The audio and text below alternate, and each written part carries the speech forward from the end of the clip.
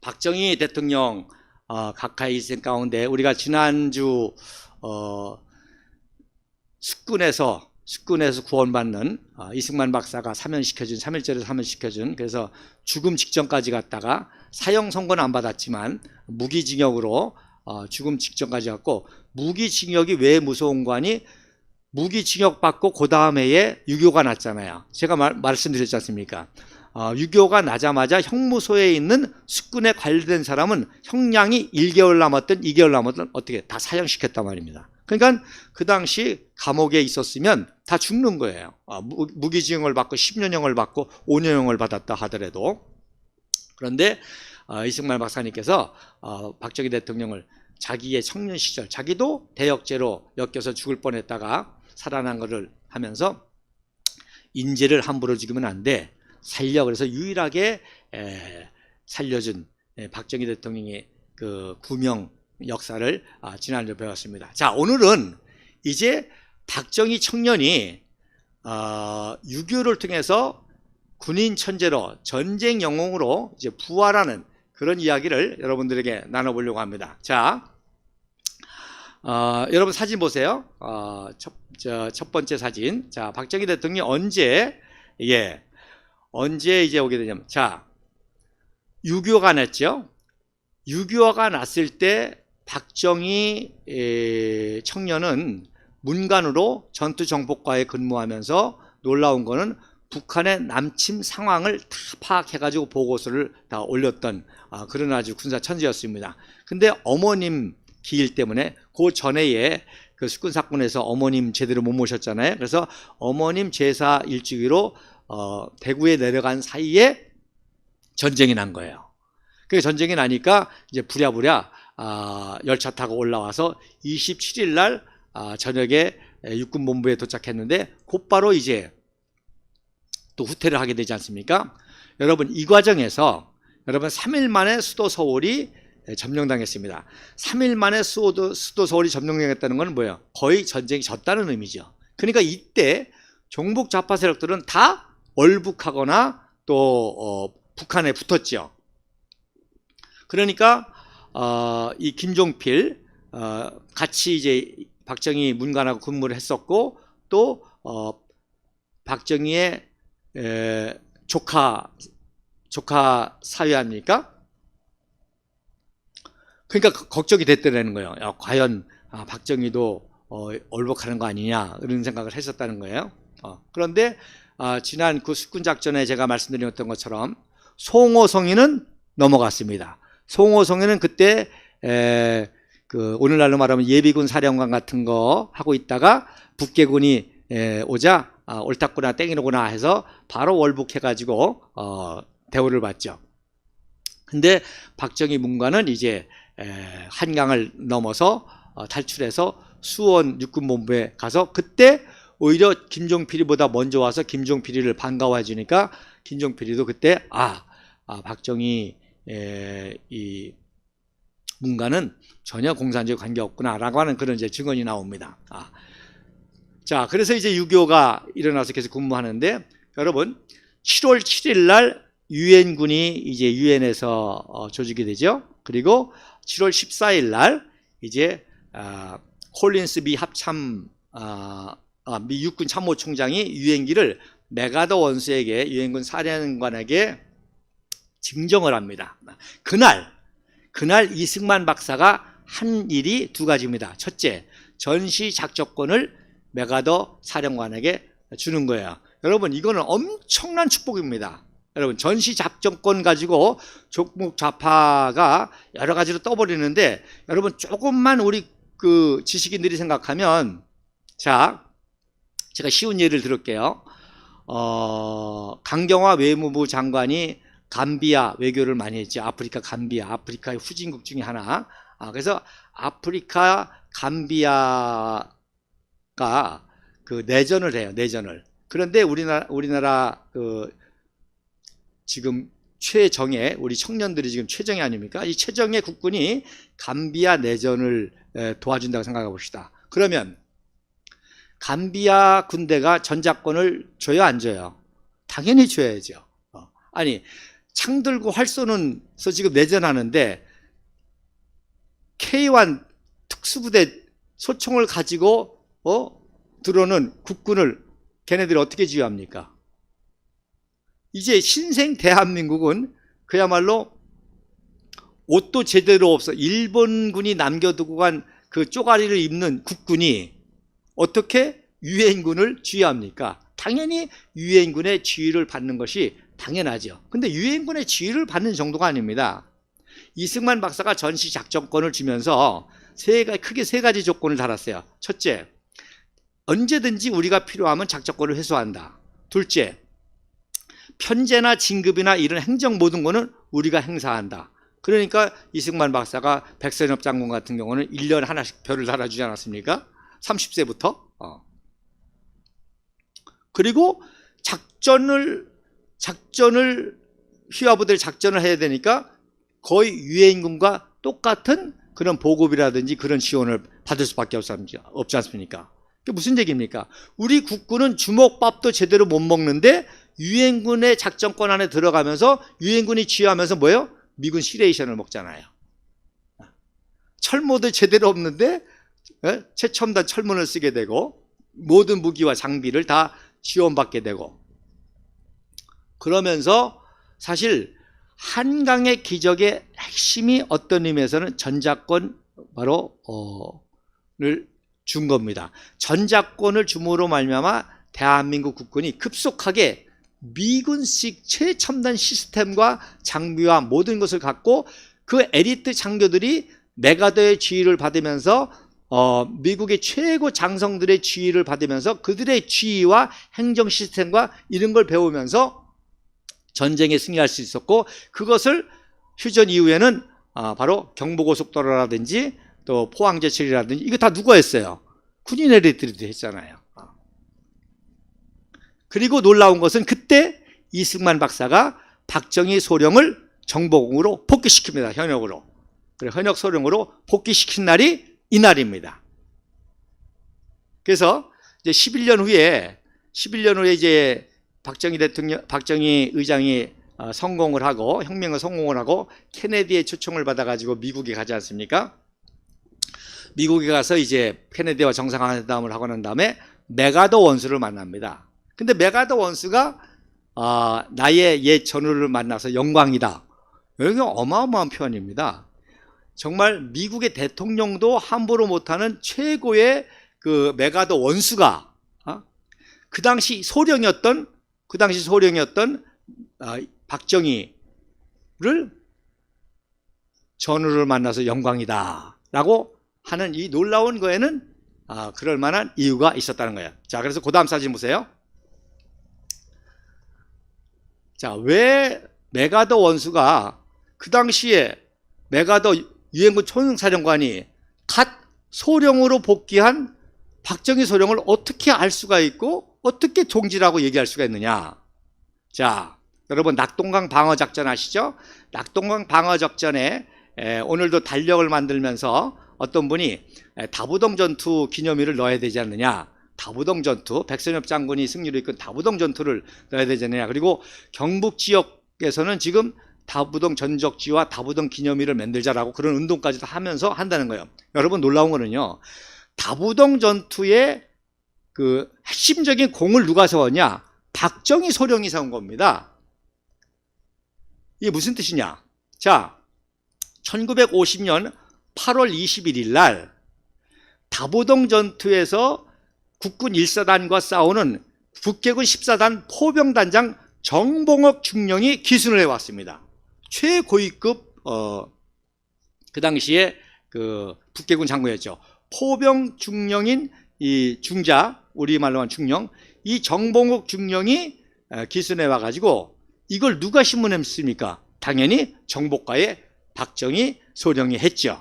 그래서 왼쪽 사진에 보면 이게 정봉옥 중자고요. 근데 오른쪽이 바로 1사단 11년 대장 최영희 대령입니다. 여러분 최영희 대령이 기억나세요? 바로 2군 사령관 때 박정희 대통령이 2군 부사령관이 됐을 때 바로 혁명 바로 전 육군 참모총장이 최영희였고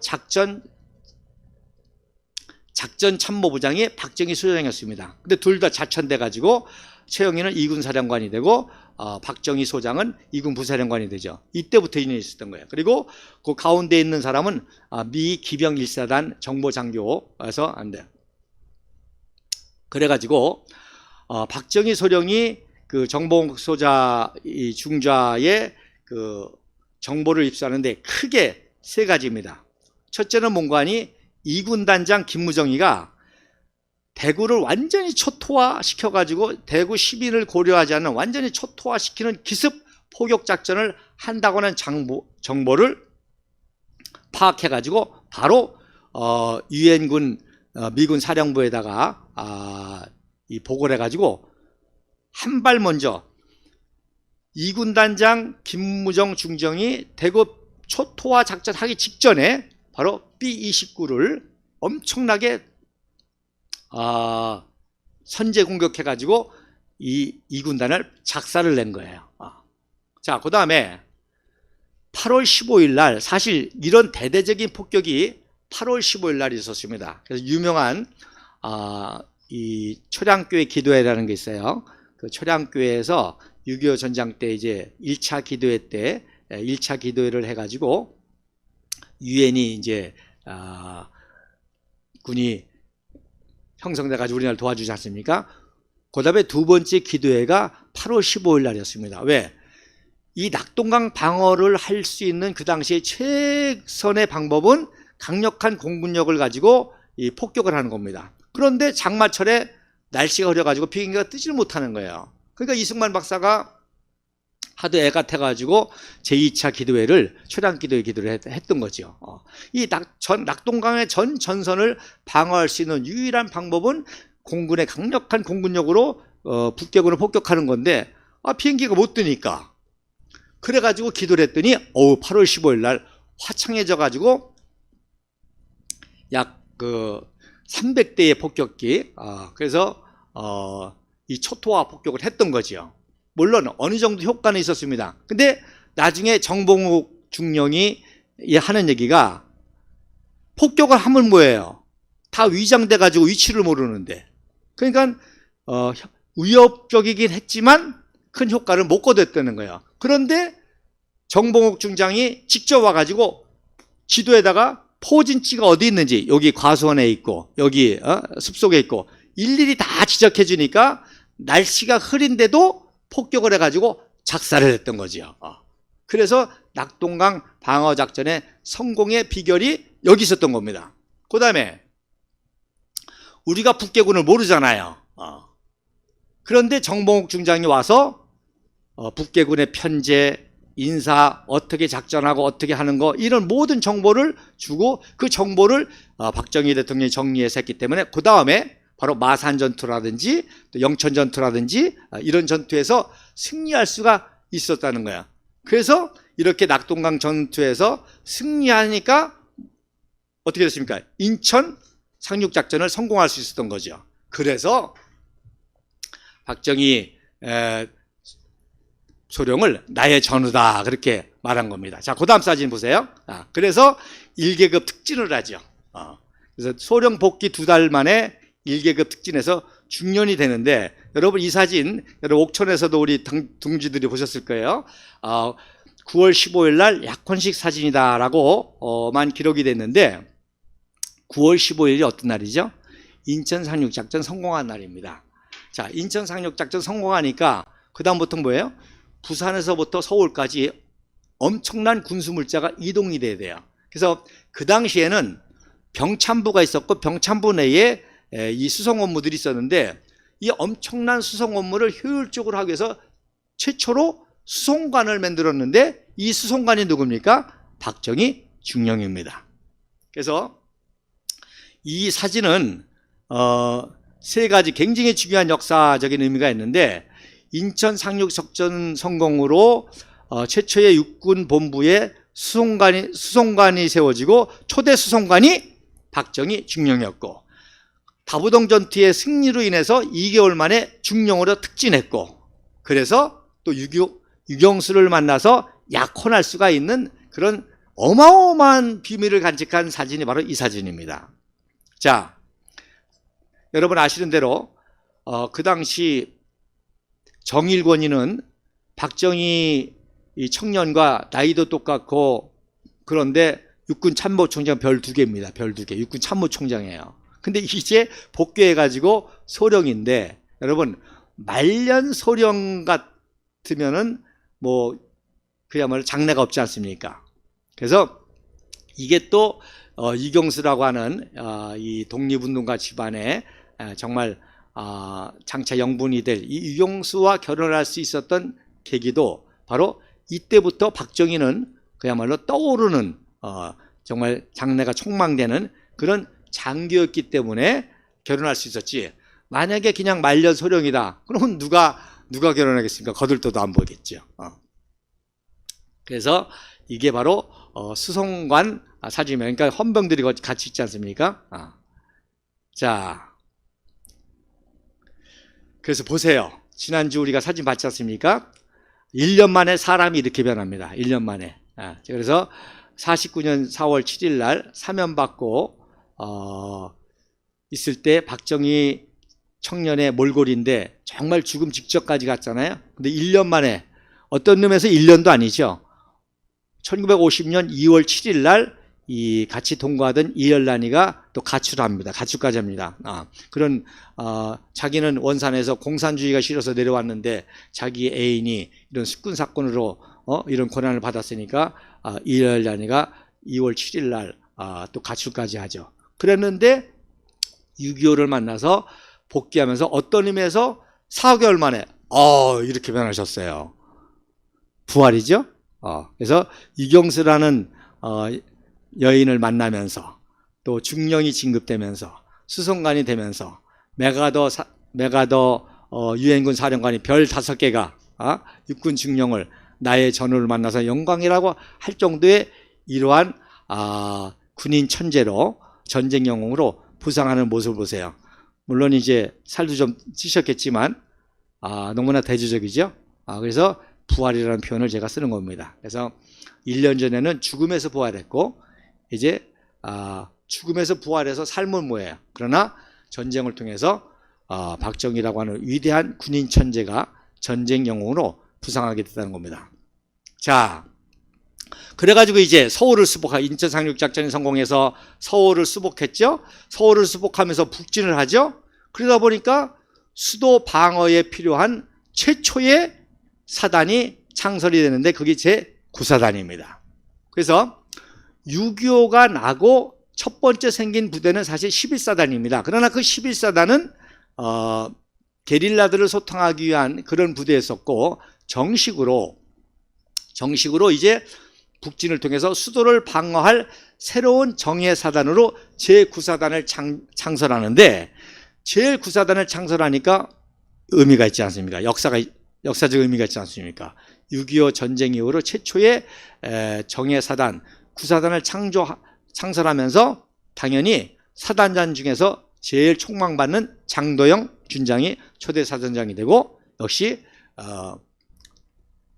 참모장으로는 이제 대령 진급 예정자로 박정희가 초대 참모장이 됩니다. 그래서 왼쪽에 있는 사실은 이 부산의 구포의 그 신병 훈련소를 마치는 그런 같은 비슷한 날짜의 사진인데 제가 이 과천 청계산에서 그 당시에 9사단 창설식이 있었는데 그 사단을 도저히 못 찾고 그래서 비슷한 사진인 구했습니다. 그래서 9사단 초대 참모장으로 하게 되고 그래서 이렇게 승승장구하니까 12월 12일 날 그래서 우리 대한민국의 12.12 사태 대한민국의 12.12 사태는 사실 이날입니다. 바로 군인 전체 박정희와 또 정말 현모양처의 모범이 된 국모가 될 유용수 여사가 결혼하는 날이 12.12 진정한 축복의 사건입니다.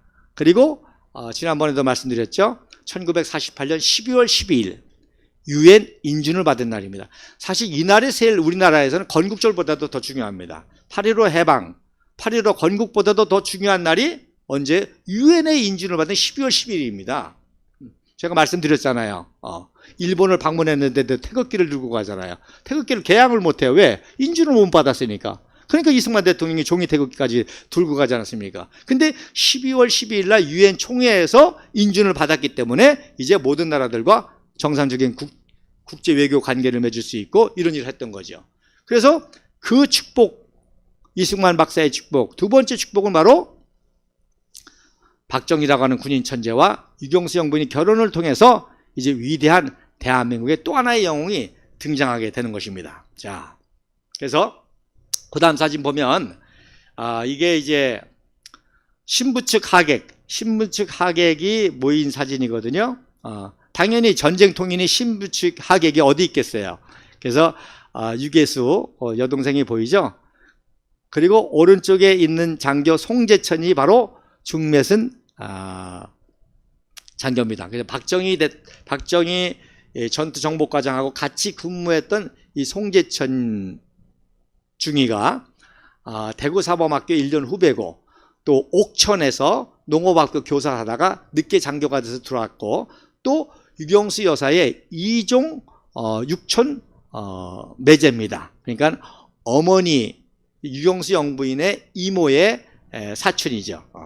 그래서 송재천 중위가 중매를 섰기 때문에 신부 측에 들러리를 쓴 거죠. 그리고 그 뒤에 있는 분이 바로 한무엽대이라고, 이분이 같이 정봉욱 대자의 포로신문관을 했던 분이고, 나중에 이제 정보장교까지 되는 그런 분들입니다. 그래서 신부 측 하객하고 찍은 사진이고요. 그 다음 사진이 이제 신랑 측 하객들하고 찍는데, 역시 신랑 측 하객들은 다 군인이죠. 군인들이 많죠. 신랑 측 하객인데, 제가 동그라미 표시한 분이 바로 이분이 군수참모 김재춘 소령입니다. 혁명의 동지까지 하고 중앙정보부 부장까지도 하거든요. 그래서 이제 군인. 제가 시간이 좀 있으면 뒤에 있는 분들도 다 좀 누군지를 좀 파악했으면 좋겠는데, 자, 어쨌든지 간에 12.12 사태가 일어난 거죠. 그래서 이때 이제 주례를 쓴 분이 유명한 대구시장 허억이라는 분이 주례를 썼는데, 이분이 이제 그 유명한 실수를 하죠. 이름만 보고 신랑 유경수 군과 신부 박정희 양의 결혼식을 한다 가지고 막 폭소가 터졌다고 하는. 그래서 우리 박정희 대통령께서 굉장히 이제 그 유머로서 하시지만 근엄하신 분이기 때문에 농담을 잘 안 하시는데, 본인이 이제 하는 농담 가운데 하나가 바로 이때의 에피소드, 신랑 유경수 군과 신부 박정희 양의 결혼식을 하겠습니다 라는 이제 이런 에피소드를 가끔 이제 하신다는 거죠. 자, 그래서 이제 구사단 참모장으로 이제 발령이 나면서 이제 전방으로 이동하게 되고, 정선에서 이제 신혼생활을 하게 됩니다. 그러면서 유명한 첫 번째 공적이 바로 북계군 14단 게릴라부를 토벌하는 공적을 또 구사단 참모장으로 또 세우게 됩니다. 그러다가 5월 달에 이제 현리전투에서 중공군의 포위 공격을 받아가지고 구사단 정도가 아니라 3군단 자체가 거의 괴멸 상태로 이제 그 패배를 하는 그러한 절치점의 위기가 있는데, 놀라운 거는요, 그때 마침 5월 10일 날 박정희 참모장은 병가를 내가지고 대구에 가 있는 바람에 화를 면했죠. 만약에 그때 참모장으로 현리전투에 있었으면 포로가 됐을 수 있었고, 또 사고로 죽을 수도 있고 전사할 수도 있는 그런 절체절명에 있었습니다. 그래서 결국에는 이제 5월 22일 날 현리전투에서 패배해서 구사단이 해체가 되죠. 해체가 되고 유명한 정보장교이기 때문에 25일 날 육군 정보학교장으로 부임하게 됩니다. 그래서 요 오른쪽 사진이 바로 그때 사진입니다. 그래서 육군 정보학교장으로 부임을 하고, 그리고 그 옆에 김창룡 특무부대장이 있죠. 그래서 뭐 이때부터는 뭐 그냥 형님하고 하면서 굉장히 이제 친한 사이가 되고, 그 다음에 이제 그 옆에가 이제 HI 북쪽을 들락날락하는 HI 부대장 이승철 제대가 있고, 그리고 정보국장 김종평 준장이 있고, 또 전재구 대위 이런 분들이 이제 같이 찍은 사진이 됩니다. 그래서 또 하나의 놀라운 기적이 일어나는 것은 구사단 참모장으로 북계군 14단 게릴라 부대를 괴멸을 시켰지만, 그러나 현리전투에서 구사단이 해체가 되는데 참 하늘의 은혜와 같이 마침 병가로 있는 사이에 화를 면했고, 또 놀라운 것은 이때 유경수 영부인이 뱃속에 박근혜 영예를 잉태하게 되죠. 그래서 5월달 상덕동에서 신혼생활을 하시면서 잉태하게 됩니다. 자, 벤프리트, 이때 이제 벤프리트 장군과 박정희 이 군인 엘리트와의 또 운명적인 만남이 있습니다. 그래서 제가 이 시간을 빌어서 한 가지 사과를 드려야 될 건 뭐냐면, 무슨 얘기인가니 1951년 9월 14일 날 연천에서 캠프 예슬린에서 구사단이 아시아 최초로 미국식 완편 정예사단으로 새롭게 재창설이 됩니다. 이게 엄청난 사건입니다. 그래서 이 구사단이 다시금 이제 벤프리트 장군이 와가지고 이승만 박사를 이제 도와주는데, 엄청나게 도와주죠. 첫 번째 위대한 사건이 뭔고 하니 미국식 완편 정예사단으로 구사단을 재창설을 합니다. 그래서 이게 너무나 위대한 사건이기 때문에, 왜? 아시아에서 최초로 미국식 완편사단이 생긴 거기 때문에. 그래서 라이프지 특집으로 이 사진이 약 제가 한 100장 정도 수집회의가 있습니다. 그래서 이 사진만 가지고 1시간 강의가 충분히 가능한데, 이때 제가 그 당시 모르고, 그 당시 구사단장이 박병권 준장이라는 건 찾았는데 못 찾아가지고 박정희 참모장인 줄 알았습니다. 그래서 박정희 참모장으로 그동안 잘못 알고 강의한 거를 이 시간을 빌어서 죄송하게 생각을 하고요. 어쨌든지 간에 이때 이승만 박사가 연설한 게 바로 우리 한국인은 무엇이든지 배우면 할 수 있다. 이제 우리도 미국식 완편 구사단을 만들면 최고 정예 군대가 될 수 있다. 그래서 무엇이든지 우리면 잘할 수 있다고 하는 캔도 스피릿이 이때 나오고요. 여러분, 또 이 캔도는 미국 제3사단의 모토입니다. 그래서 캔도, 그래서 철모에 써 있는 거 보이시죠? 그래서 그 다음 해에 아이젠하워가 방문할 때 어딜 방문해요? 3사단을 방문하죠. 왜? 3사단 대대장을 했거든요. 그래서 캔도 스피릿. 그래서 역시 구사단의 초대 참모장인 박정희 대통령도 이 구사단의 재창설을 알고 있고, 그리고 나중에 백마부대로 보내지 않습니까? 그래서 박정희 대통령의 캔도 리더십이 이렇게 연결이 된다는 겁니다. 자, 그래서 연천에서 이제 구사단, 요게 이제 박병권 장군인데 박정희 대통령하고도 많이 좀 닮은 분 중에 하나입니다. 그래서 5.16 혁명 당시에 군인 엘리트로서 혁명 지도자로 3분이 추앙을 받는데, 박병권 소장, 박정희 소장, 그리고 이알림 중장이죠. 그 정도로 아주 훌륭한 분이 이 박병권 장군인데, 우리 이제 벤프리트 대장하고 이승만 박사하고 집부에서 연설하는 장면이고, 이때 연설이 바로 위켄드, 우리는 할 수 있다, 무엇이든지 배우면 할 수 있다 듣는 장면이고요. 그래서 오른쪽이 이제 화동에게 선물을 이제 꽃을 받는 장면인데, 나중에 제가 사실을 알았습니다. 이분이 바로 이현진 참모장입니다. 그래서 나중에 이 사실을 알았습니다. 그래서 이현진 참모장이고, 재창실 때는 이현진 참모장이고 박병권 준장이었어요. 그래서 여러분 보시면 철모, 이게 바로 백마부대가 되기 전에 구사단 마크입니다. 예, 구사단 마크가 철모에 써 있죠. 놀라운 거는요, 제가 이런 강의를 하니까 어떻게 캐나다에서 어떤 분이 연락이 했어요.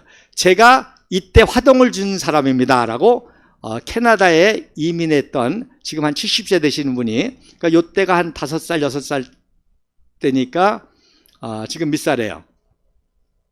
70한 6세 7세가 됐죠. 이분이 연락을 왔더라고요, 저한테. 제가 그때 화동을 준 김영미입니다. 지금 캐나다에서 이민해 있고 캐나다에서 국악 활동을 하고 이렇게 하고 있습니다. 그래서 이때 상황을 또 생생하게 기억해 가지고 알려주더라고요. 연천 전방 지역입니다. 그랬더니 미군 야크기가 와가지고 기총수사하고 그랬다는 거예요. 그런데도 벤프리트하고 이승만 박사가 눈 하나 깜짝 안 하고 하셨다는 겁니다. 자기는 막 북괴군 비행기가 왔다 갔다 하고 막 총소리가 나니까 무서웠는데 그랬다는 거예요. 그래서 그때 일을 생생하게 기억하더라고요. 신기하죠? 그 현장에 있던 분을 제가 또 만났습니다. 이렇게 인터넷으로나마. 그래서 여러분 아시는 대로 이렇게 최정예 부대로 창설이 되니까 그 다음에 어떻게 됐어요? 52년도 10월 달에 유명한 백마고지 전투에서 이 구사단이 중공군을 작살내지 않습니까? 박살내지 않습니까? 놀라운 거는 그때 이 구사단 30년 대장이 이믹슨 대령인데, 이믹슨 대령 누구예요? 제가 강의 시간 말씀드렸잖아요.